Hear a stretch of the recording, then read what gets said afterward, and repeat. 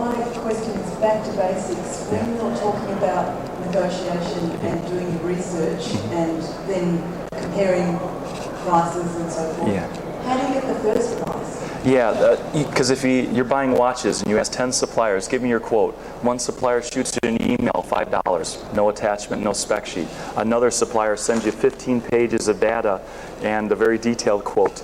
You know, how do you compare apples to apples? Because it is hard. So to keep it simple, you need to specify what you want to buy. Show them a counter sample. Define the specifications of the product that you wish to buy without giving away any secret sauce if you have IP to protect.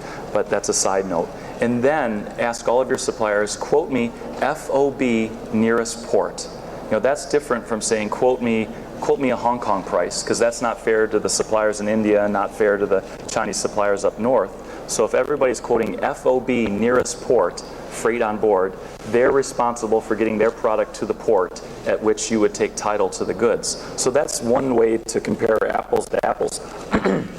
If one supplier is quoting EXW, X works, that means you have to take title to the goods at the factory in Pakistan. Are you going to organize 2 trucks and a driver to get it to the port in Pakistan at your expense and clear customs? So that EXW price might be higher than in the end. It's very expensive. So to keep things simple, and the suppliers might not be trying to trick you by giving an EXW price. So just say, hey, I need to compare apples to apples, oranges to oranges, everybody quote me FOB nearest port with certain materials. You know, that's another good point. You might say, if you're dealing in one country, let's say you're buying from China, I would say quote me an RMB and I will pay in any major currency at the day's exchange rate.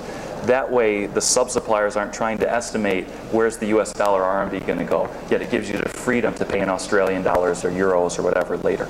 So you can, maybe if the suppliers are used to paying in US dollars for the quotation, the request for quotation period, FOB nearest port US dollars. And then later you discuss what currency will be used.